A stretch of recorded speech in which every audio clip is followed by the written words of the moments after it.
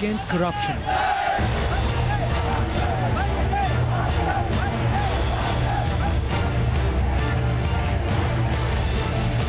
One that has taken over the nation in unprecedented ways.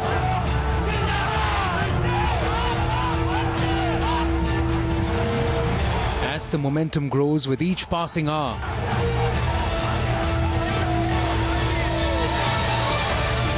today we ask our viewers, why has Anna Hazare struck a chord with you?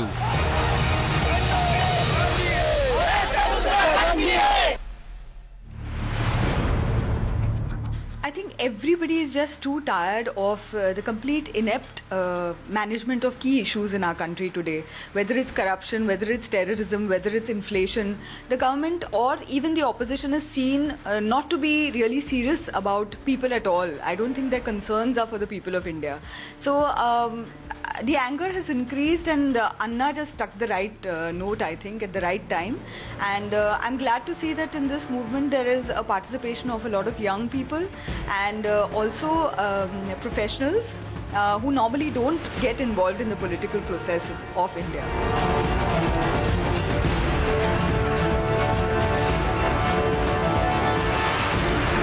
I think Anna has struck a chord because of two main reasons. One is the cause he's taken, which is corruption, which applies to everybody, and everybody has been sick of it, but hasn't really figured out a way what to do about it. A corruption that emanates from the government and which in fact forces all of us to be corrupt. And at one level we do become corrupt, but it really bothers our humanity. So I think Anna's cause of trying to tackle corruption at the top is something which has connected with people. And the second thing is his method, which is a very non-violent but yet very aggressive, action-oriented method. Like, he will not be violent, he'll be very peaceful, yet at the same time he wants a certain bill, he wants a certain clause. So it's not just open-ended ranting, he actually wants to get something done. So these two things, I think, have really worked in Anna's favor.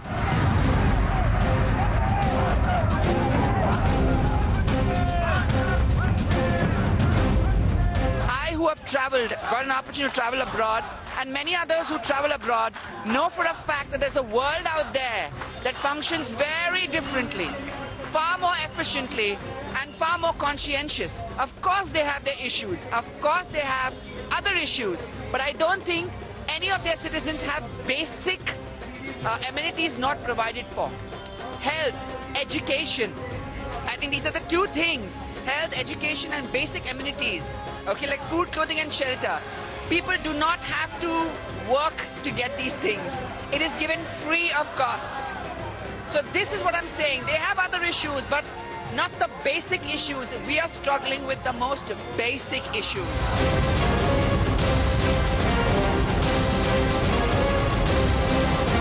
I think I see Anna Hazare as a symbol of change.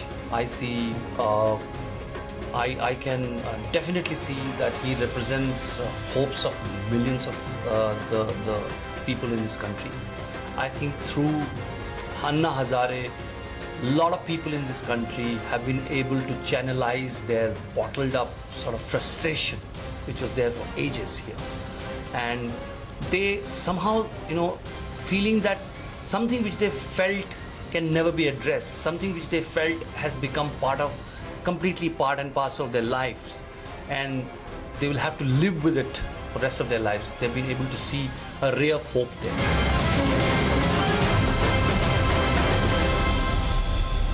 I paid tax, so I feel I can expect something from my government, and yet nobody is listening to me.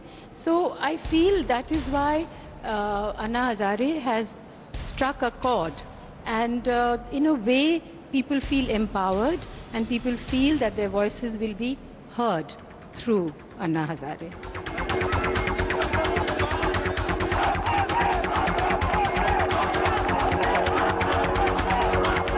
I do think that is going to make a dramatic change, because I think the people in our politics have been very blind to the people's aspirations, and now that they have seen the kind of following that Anna has got all over the country, I think that they will have to take all this pretty seriously, and the fact that they have come down their high horse and have decided to have Anna's bill discussed in Parliament, I think is a big step.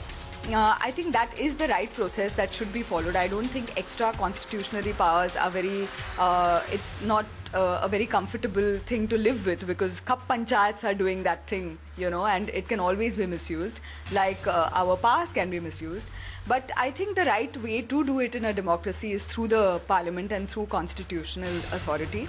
And so if it's placed in front of people in parliament, I think we will see where the opposition stands also on Anna's bill.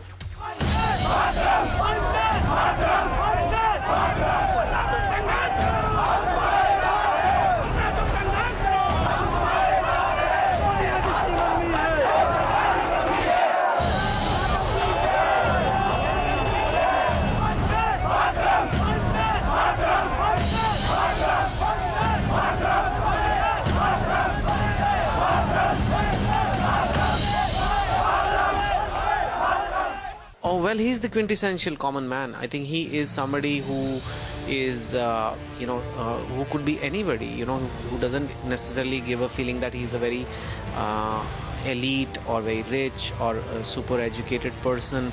So almost anyone on the street, any farmer can look at Anna and relate to him. At the same time, Anna has a very sharp mind. I mean, him and his team, I would say, are extremely incisive and precise about what they want to do. They are very quick thinkers. They quickly change venues. They quickly decide, I want to go to jail and stay there, things like that, which also makes the elite and the intellectuals at some level very proud of the way he does it, because he can tackle the government and does that. So his intelligence, his common man on the street look, and his strategy, which is very action oriented, is something which people want to identify with.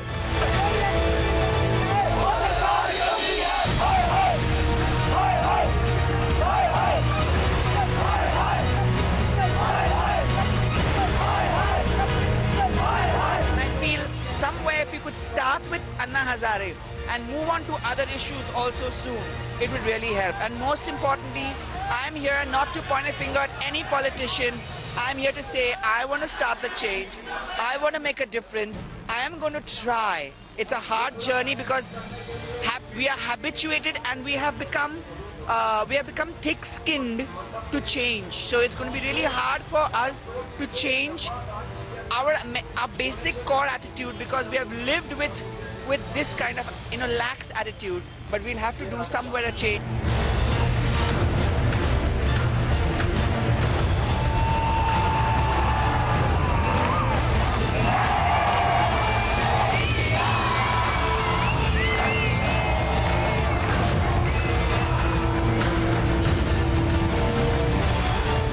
I'm surprised that whoever is advising the government of the country, I think it is not a movement against the government of the country at all.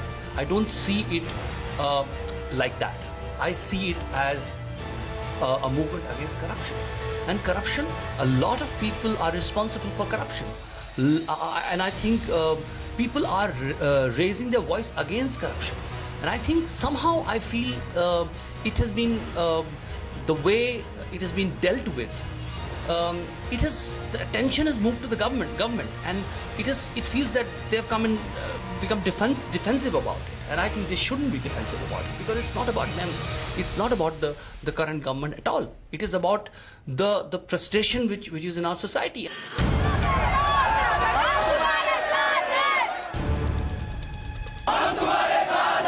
I wish that everybody, whoever is there, whether it's opposition, different parties, media, government, people, they should all sit together and find a solution, because it's a common enemy.